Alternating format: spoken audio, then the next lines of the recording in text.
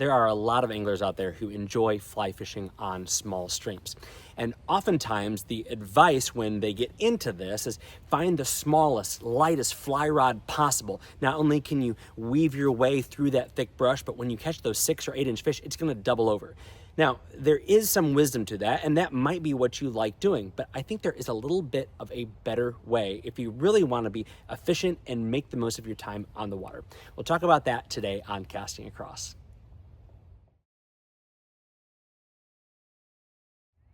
Hi, Matthew of castingacross.com, where I explore the quarry and culture of fly fishing. Now, I love fishing small streams, whether that be little spring creeks, tributaries to larger rivers, or those high gradient mountain streams where you're fishing plunge pool to plunge pool, looking for wild and hopefully even native fish. But as I've been writing about fly fishing small streams for over 10 years on Casting Across, I get one question more than anything else. What should I look for when I am picking out a small stream fly rod? Well, I want to give 2 most important pieces of advice before I get into the content of today's video. The first one is fish with the gear that you have. If you want to get out there and chase those brookies here on the East Coast or those cutthroats out west, then just take whatever equipment you have, get out to the mountains and start catching fish. You're going to be able to do it, and the limitations are going to be relatively minor.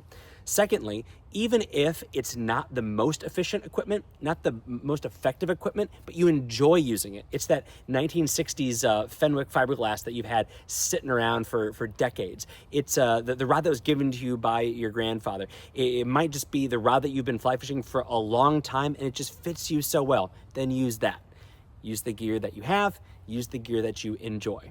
At the same time, if you do this a lot and you want to maybe make a decision on a new fly rod to add to your arsenal or one that is specifically suited for fly fishing small streams, I want to talk a little bit about that today. So I'm going to present a couple of options and then what I think is maybe the best of all worlds. So first and foremost, as I alluded to at the beginning of the video, the smallest, lightest, most flexible fly rod you can find. This is a 5-foot, 9-inch fiberglass one way. Look, I can easily bend it down in its butt section. This is a absolute blast to fish. It is small. It does bend over even with those 4 and 6 inch brook trout that we have out here. But there are some limitations. This thing, it really thrives when I am casting small dry flies on windless days where there's not a lot of canopy. Even though it's short, because of its action, it's a relatively slow fiberglass rod, the loops are going to be pretty wide. So there's that limitation. But then also, when I'm casting something with a bead head or I'm casting a small streamer that gets wet, so even like a size 8 or 10 woolly bugger with a cone or a bead head, once it gets waterlogged, this is going to have to cast some pretty wide loops, and so my accuracy and my distance are really going to drop. Still, I take it out and I fish, and it is a lot of fun. So your fiberglass, your bamboo, your really short fly rods, they're going to excel in that feel, in that enjoyment of really having something small and compact. You're gonna be able to move your way through the woods relatively easily, but there are going to be some drawbacks. So this is one side of the equation. The other is just fishing a rod that is an incredibly good performer. So this is a 9.5 foot 5 weight. It is on the faster end of medium fast.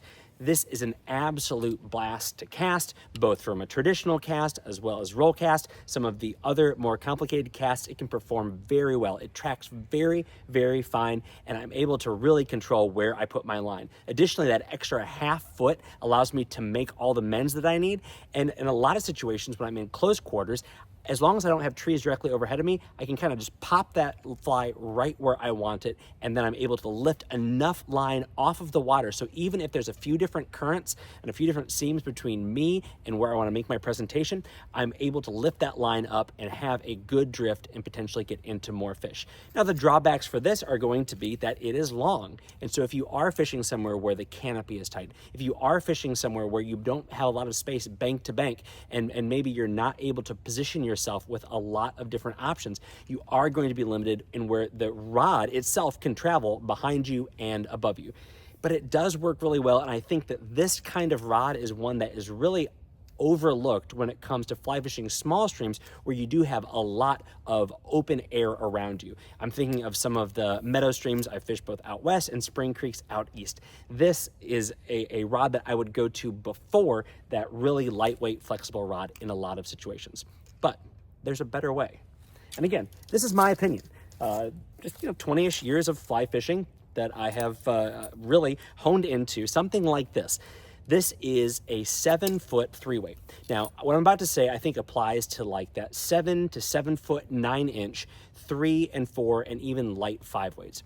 This is going to give you the best of both worlds because this rod is a medium fast action, and that's going to do something for you. It is going to allow you to control your fly line very well on your back cast. This to me is the core competency of making good casts on small streams. It's controlling where that line goes behind you when you are fishing in a tighter enclosed space, because what that allows you to do is build up the line speed and get enough line out so that you can make any cast in front of you that you want, including maybe making your back cast at an off angle and then having enough line speed that is coming from your fly rod where you can adjust that forward cast and put that fly exactly where you want it to go. Now, medium fast, you might be saying, I'm not going to be able to feel those small fish.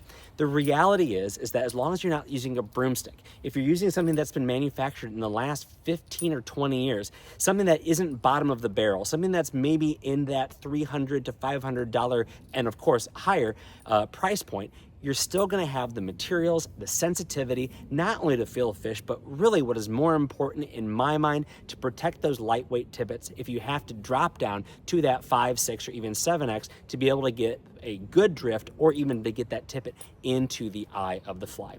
So I take both of these fly rods out on small streams. I take 4 or 5 other fly rods that I have out in my closet out onto small streams from time to time. But more often than not, when I'm going to be spending all day, or I'm maybe fishing a new stream, or I'm going to be spending multiple days on the water, I turn to this old trusty fly rod that I've had for probably about 20 years. It's a 7-foot 3-weight, but again, you can add 6 inches. Ideally, I would add 6 or 9 inches onto this to probably accommodate being able to lift more line off the water. And maybe even a 4-weight would be ideal because I'd be able to cast a few more flies when the conditions are windy, like they are today. But ultimately, fish the gear that you have, fish the gear you enjoy. But if you are looking to add something, maybe break from the mold of the idea that you need the smallest, lightest, most flexible rod possible and try something else. Go out and cast them and see what works for your stroke where you're going to be fishing. For a lot more information on fly rods, particularly for small stream fly fishing, then head to castingacross.com, where there's 3 posts a week on the people, places, and things that go into the pursuit of fish.